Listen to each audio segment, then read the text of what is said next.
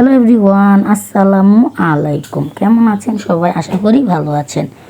আলহামদুলিল্লাহ, আমরাও ভালো আছি। আজ আপনাদের সামনে নতুন আরেকটি মজাদার পাপ্পন পিঠার রেসিপি নিয়ে আবারও হাজির হয়ে গেছি। একসাথে পাবেন আজ নতুন এই পাপ্পন পিঠাতে একসাথে পাবেন দুটি পাপ্পনের মজা। এক হলো সাবু পাপ্পন পিঠার মজা, আর শুধু পাপ্পন পিঠার মজা। আমি একসাথে কিভাবে সাবুদানা আর চাল বাটা দিয়ে মজাদার এক পাপ্পন পিঠা তৈরি করেছি সেটাই আজ আপনাদের সাথে শেয়ার করব। ভুল ভিডিওটা না টেনে একবার হলো এভাবে চেষ্টা করে দেখবেন, অবশ্যই অল্প সময়ে আপনারা এই পিঠাগুলো তৈরি করতে পারবেন।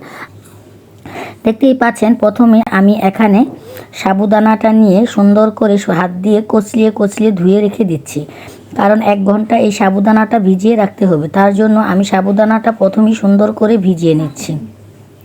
ভিজানোর পর হাত দিয়ে ভালো করে কচলিয়ে আমি 4 থেকে 5 বার এই সাবুদানাটা ভিজিয়ে রাখবো, মানে ধুয়ে রাখবো। ধুয়ে তারপর পরিমাণ মতো একটু পানি দিয়ে সাথে একটু লবণ অ্যাড করে দিব, কারণ সাবুদানাতে যেহেতু লবণটা পরে দিতে পারবো, তার জন্য এখনই লবণটা দিয়ে হাত দিয়ে সুন্দর করে কচলিয়ে তারপর সাবুদানাটা হাত দিয়ে সুন্দর করে মিক্স করে রেখে দিব আমরা একটা ঢাকনা দিয়ে প্রায় 2 থেকে আড়াই ঘন্টার জন্য। যেহেতু এটি ছোট সাবুদানা, 1 ঘন্টার ভিতরে কিন্তু সাবুদানাটা সুন্দর মিলিয়ে যাবে, কিন্তু আমরা এটাকে 2 থেকে আড়াই ঘন্টা পর তারপর এই সাবুদানাটা তুলে নিব। দেখতেই পাচ্ছেন আমি সাবুদানাটা কিন্তু তুলে বন্ধ করে দিয়েছি।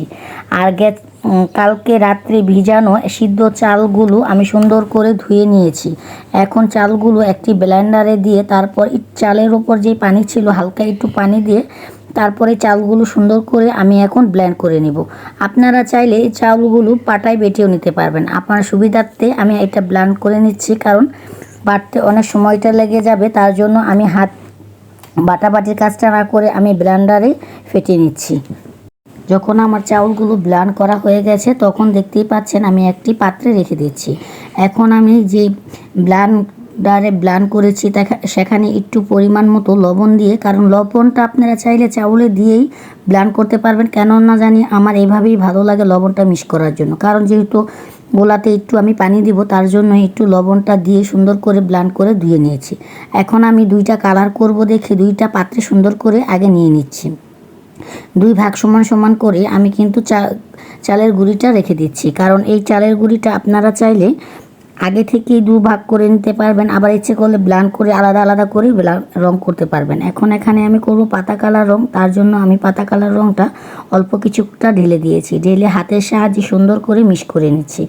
এটা কিন্তু আহামরি কোনো কষ্টের কাজ না, আপনারা চাইলে অটোমেটিকলি এই মজাদার এই পাপ্পন পিঠাটা বানাতে পারবেন। এত মজার একটা পিঠা। আর এই চাউলটা কিন্তু আওলা চাউল বা আতপ চাউল বা পোলাওর চাউল কোনো চাউলই না, এই চাউলটা কিন্তু সিদ্ধ চালটা আমি আগের দিন রাত্রে সুন্দর করে ধুয়ে তারপর পানিতে ভিজিয়ে রেখেছি। এখানে আমি করব জর্দা কালার রংটা, তাই আমার যতটুকু রং লাগবে ততটুকু রং আমি সুন্দর করে আগে মিক্স করে দিচ্ছি।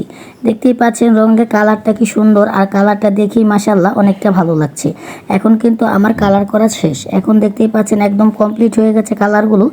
আর 1 ঘন্টা আগে যে সাবুগুলো আমি সুন্দর করে ধুয়ে পরিষ্কার করে রেখে দিয়েছিলাম, এখন দেখতেই পাচ্ছেন সাবুগুলো ফুলে কতটা মোটা হয়ে গেছে। এখন আমি যেই কাগজ দিয়ে এই পাপ্পন পিঠাটা তৈরি করব সেই কাগজের ওপর কিছুটা সয়াবিন তেল দিয়ে সুন্দর করে মালিশ করে নিচ্ছি, কারণ যেহেতু আমরা সাবু দিয়ে পিঠাটা বানাবো, সাবুটা সবাই জানে একটু আঠালো হয়, যে কোনো জিনিসেই দিলে আঠালোভাবে লেগে যাবে। তার জন্য একটু তেল মালিশ করে নিলে সুন্দর হবে, কিন্তু আর পিঠাটা লাগবে না। এখন আমি দেখিয়ে দিচ্ছি কি করে আপনারা এই মজাদার এই পাপ্পন পিঠাটা তৈরি করতে পারবেন। এখন দেখতে পাচ্ছেন আমি একটি কাগজের ওপর সাবুদানাটা আগে দিয়ে একটা চামচের সাহায্যে ছড়িয়ে নিচ্ছি। ছড়িয়ে নিয়ে তারপর হাতের সাহায্যে যে গোলাটা আমি তৈরি করেছি এটা একটু রিং সিস্টেম করে তারপর এটার উপরে বসিয়ে দিচ্ছি। আপনারা চাইলে হাতের সাহায্যে না করতে চাইলে চামিচ দিয়েও করতে পারবেন, কিন্তু চামিচ দিয়ে করতে গেলে দেখবেন একটু আপনাকে নাজেহাল হতে হবে। আর এভাবে করলে কিন্তু হাতে রিং করে তারপর কাগজটা উপরে দিয়ে তারপর কিন্তু এই মজাদার পাপ্পনটা আপনারা অটোমেটিকলি কাজটা শেষ করতে পারবেন। আর দেখবেন কত তাড়াতাড়ি আপনার এই পিঠাগুলো বানানো সহজভাবে হয়ে গেছে। এখন হাতের বড় বুড়া আঙ্গুলের সাহায্যে আপনারা চেপে সুন্দর করে ছড়িয়ে নেবেন।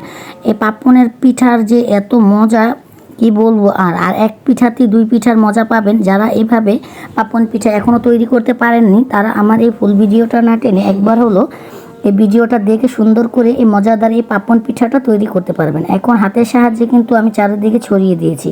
এখন মাঝখানের সাবুগুলো সুন্দর করে একটু ছড়িয়ে দিচ্ছি। এখন কিন্তু আমি পুনরায় আবার আপনাদের দেখানোর জন্য আমি কিন্তু আবারও একটি রিং তৈরি করেছি। রিংটা করে তারপর চারো সাইডে ঘুরিয়ে দিচ্ছি। কারণ ঘুরিয়ে দেওয়ার কারণ হলো আপনারা যেন অল্প সময় সুন্দর করে এটাকে বুঝে নিতে পারেন। আর এই সাবুদানার পিঠাটা যেন আপনারা অটোমেটিকলি এই পাপন পিঠাটা আপনারা তৈরি করতে পারেন। দেখতেই পাচ্ছেন আমি কিন্তু হাতের সাহায্যে আগে চেপে দিচ্ছি। আর গোলাটা আপনার না শক্ত না নরম, একটু মিডিয়াম রেখে তারপরে এইভাবে কাজ করলে দেখবেন অটোমেটিকলি গোলাটা চলে যাচ্ছে। আপনাকে কোনো কষ্টই করতে হবে না। হাতের সাহায্যে একটু চাপ দিলেই দেখবেন সুন্দর করে আপনার গোলাটা মেলে যাচ্ছে আর অটোমেটিকলি আপনার এই পাপন পিঠাটা তৈরি হয়ে যাচ্ছে। দেখতেই পাচ্ছেন আমি কিন্তু হাতের সাহায্যে চেপে চেপে তারপর এই গোলাটা তৈরি করছি, পিঠাটা তৈরি করছি, যাতে আমার কোনো খাটনি হচ্ছে না। কিন্তু হাতের সাহায্যে কিন্তু আমি হাতটা খালি এপাশ ওপাশ করছি, সুন্দর করে কিন্তু মেলে যাচ্ছে। আপনারা চাইলে এভাবে যে হাতের বড় আঙ্গুলটা ছিল বুড়ি আঙ্গুল বলে ওইটাকে দিয়ে সুন্দর করে এভাবে মিলিয়ে নেবেন। সুন্দর করে মিলিয়ে নিতে পারলে আপনার অটোমেটিকলি এই সাবু পিঠাটা তৈরি হয়ে যাবে। এটাকে বলা হয় সাবু পাপ্পন পিঠা। আপনারা চাইলে সাবু পাপ্পনও বলতে পারেন, চাউলের গুঁড়ি পাপ্পনও বলতে পারেন, কারণ আমি দুইটা একসাথে তৈরি করে তারপর এই পিঠাটা তৈরি করছি। আমার যেহেতু অল্প সময়ের মাঝে এই পিঠাটা তৈরি করেছি, আমি এক পিঠাতে দুই পিঠার স্বাদ পাওয়ার জন্যই আমি কিন্তু এই পিঠাটা বানিয়েছি। আপনারা চাইলে এভাবে একবার হলো বাসায় ট্রাই করে দেখবেন। কত মজাদার এই পাপন পিঠাটা একদম সহজ পদ্ধতিতেই আপনারা তৈরি করতে পারবেন। আর যখন আপনি রিংগুলো ঘুরাবেন, রিংগুলো ঘোরালে দেখবেন সাবুগুলো একটু এক সাইডে জমে এসেছে। তারপর কিন্তু আপনারা হাতের সাহায্যে এভাবে চেপে দিবেন, তারপর দেখবেন আপনার সাবুগুলো সুন্দর মেলে যাচ্ছে।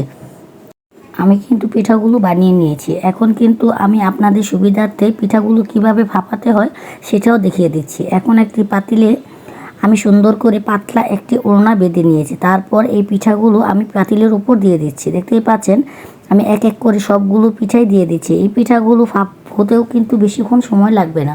আপনার 3-4 মিনিট সময় হলে কিন্তু পিঠাগুলো ফাঁপানো হয়ে যাবে।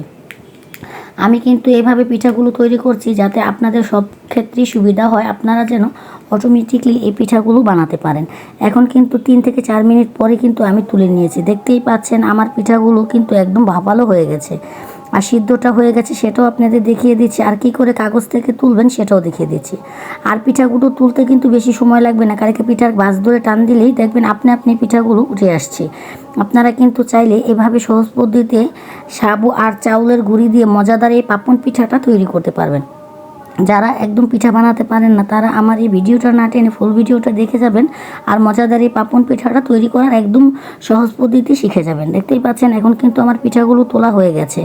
এখন আমি যা করব সেটা হলো পিঠাগুলো একদম কিভাবে এই পিঠাগুলো রোদে শুকাতে হয় সেটাও আপনাদের দেখিয়ে দিচ্ছি যাতে আপনাদের সুবিধার্থে। কারণ এখন কিন্তু ভাদ্র মাসে কিন্তু প্রচুর পরিমাণ রোদ ওঠে। এখন কিন্তু আমি আমাদের বাড়ির ছাদে একটি পাটি বিছিয়ে দিয়ে তারপর এর উপরে এক এক করে পিঠাগুলো সব মেলে দিচ্ছি। এক রোদে কিন্তু এই পিঠাগুলো একদম শুকনো হয়ে যাবে। আপনারা চাইলে কিন্তু এই পিঠাগুলো রাত্রেও বানাতে পারবেন। রাত্রে বানালে দেখবেন সকালে একদম শুকনো একটা ভাপ হয়ে গেছে, পরে একটা রোদ দিলেই কিন্তু মজাদার এই পাপন পিঠাটা রেডি হয়ে যাবে। আর আমরা কিন্তু সকাল সকাল পিঠাগুলো বানাচ্ছি কারণ সকালে অনেক রোদের মাঝে রোদ দিলে এক রোদে এই মজাদার পাপন পিঠাটা তৈরি হয়ে যাবে। তার জন্য আপনারা দেখতেই পাচ্ছেন আমি পিঠাগুলো রোদে দিয়ে শুকানোর জন্য এক এক করে মিলে দিচ্ছি। কারণ যেহেতু নিচে সাবু দেওয়া, সাবুটা একটু আঠালো হয়, আমার যে আপুরা পিঠা বানায় তারা তো জানে। এখন দেখতেই পাচ্ছেন আমার সাবু পাপ্পন পিঠাটা কিন্তু একদম তৈরি হয়ে গেছে। দেখতেই পাচ্ছেন মাশাআল্লাহ কতটা লোভনীয় আর কতটা সুন্দর লাগছে। এই পিঠাগুলো যেমন দেখতে সুন্দর, খেতেও কিন্তু অসাধারণ এই মজাদার এই পিঠা। এই পিঠাগুলো আপনারা যারা তৈরি করতে পারেন না তারা আমার এই ভিডিওটা না টেনে ফুল ভিডিওটা দেখে অবশ্যই একদম অল্প সময়ে এই সাবু চাউল পাপন পিঠাটা আপনারা অটোমেটিকলি শিখে যেতে পারবেন। কারণ এই পিঠাটা করতে এত কোনো ঝামেলা নেই, কিন্তু আর 2 রকম পিঠা বানাতে কিন্তু একটু সময়টা বেশি লাগে। এখন আপনাদের সুবিধার্থে আমি আরেকটা দেখিয়ে দিচ্ছি কি করে এই পিঠাগুলো ভাজতে হয়। আর এই পিঠাগুলো ভাজার পর দেখবেন একটা পিঠার সাইজ কত বড় বড় হয়ে যায় আর ফুলে একদম টুপি সিস্টেম হয়ে যায়। কারণ মাঝখানে যেহেতু সাবুটা একটু ভারী টাইপের হয়, এই জন্য সাবুর সাইডটা একটু ফুলে একটু টুপি সিস্টেম হয়ে যাচ্ছে। দেখতেই পাচ্ছেন পিঠার সাইজটা কত বড় হয়ে গেছে। আর একসাথেই কিন্তু দুটি পিঠার মজা আপনারা একসাথে পেয়ে নিচ্ছেন, কারণ আপনারা চাউলের গুঁড়ি দিয়ে পাপ্পন খেয়েছেন, সাবু দিয়ে পাপ্পন খেয়েছেন, কিন্তু একসাথে চাউলের গুঁড়ি আর পাপ্পনের স্বাদটা তো কখনো পাননি। আমার এই ভিডিওটা আপনারা একবার যে দেখবেন, অটোমেটিকলি এই পাপ্পন পিঠাটা বানাতে আপনাদের অনেক সুবিধার্থেই আমি অল্প সময়ে আর খরচ কমে, ঝামেলা কমে একসাথে দুটি পিঠার রেসিপি দিয়ে দিলাম। আপনারা যারা চান তারা আপনারা এই ভিডিওটা দেখলেই অটোমেটিকলি এই সাবু পাপন পিঠাটা তৈরি করতে পারবেন। আমাদের অনেক আপুর এই সাবু পাপন পিঠা তৈরি করেছে, তারপর চাউলের গুঁড়ি দিয়ে পাপন পিঠা তৈরি করেছে। আমি একসাথেই দুটা পিঠার রেসিপি আপনাদের দিয়ে দিলাম। একসাথে দুটি পিঠা স্বাদও পাবেন, আবার সময়ও কম লাগবে আর ঝামেলাও কম হবে। দেখতেই পাচ্ছেন এক খরচে, এক ঝামেলায়, এক সব কিছু একসাথেই শেষ, কারণ বেশি ঝামেলা হচ্ছে না। একটা নিয়ে আমি কিন্তু পিঠাগুলো ভেজে নিচ্ছি। আর পিঠাগুলো দেখতেই পাচ্ছেন সাইজগুলো ছিল কত ছোট ছোট, আর ভাজার পর কতটা বড় বড় হয়ে যাচ্ছে দেখতেই পাচ্ছেন। আর যে এই পাপন পিঠাটা যেমনই মোচমুচে তেমনই তুলতুলে হয়েছে। তুলতুল বলে মানে একদম মুচমুচে, মুখে দিলেই মিলিয়ে যাচ্ছে। পিঠাগুলো কিন্তু অনেক মজাদার ছিল। আপনারা চাইলে এই ভিডিওটা দেখে অটোমেটিকলি এই পাপ্পন পিঠাটা বানাতে পারবেন। আর যারা একবারে ঝামেলামুক্ত পিঠা বানাতে চান তারা একসাথে দুইটা পিঠার রেসিপি আমি একসাথে দিয়ে দিয়েছি। আমার যে আপুরা একটু ঝামেলা মনে করে যে পিঠা বানাতে অনেক ঝামেলা বা অনেক সময় লাগে আর খাটনিও বেশি, তাহলে একসাথে আমার এই পাপ্পন পিঠাটা বানিয়ে দেখবেন কতটা সুন্দর আর কতটা মুচমুচে পিঠাটা হয়েছে। খেতে যে কত মজাদার এই পিঠা, যারা একবার বানাননি তারা একবার হলো এই পিঠাটা ভিডিও দেখে বানিয়ে নেবেন, দেখবেন খেতে যে কত মজাদার। আর যে আত্মীয় স্বজনের কাছে এই পিঠাগুলো দিবেন দেখলে অবাক হয়ে যাবে যে একসাথে কিভাবে তুমি দুইটা পিঠাই বানিয়ে নিয়েছো। আর মজাদার এই পাপ্পন পিঠাটা কিভাবে তৈরি করেছো বারবার আপনাকে জিজ্ঞাসা করবে।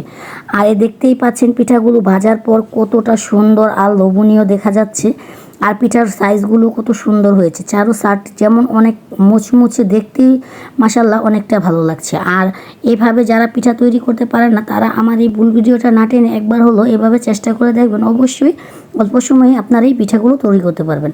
আর আমাদের ভিডিওটা যদি আপনাদের ভালো লাগে আমার চ্যানেলটাকে সাবস্ক্রাইব করে দিবেন, পাশে থাকা বেল বাটনটি বাজিয়ে নতুন নতুন ভিডিও পেতে আমাদের সাথেই থাকবেন। আল্লাহ হাফেজ।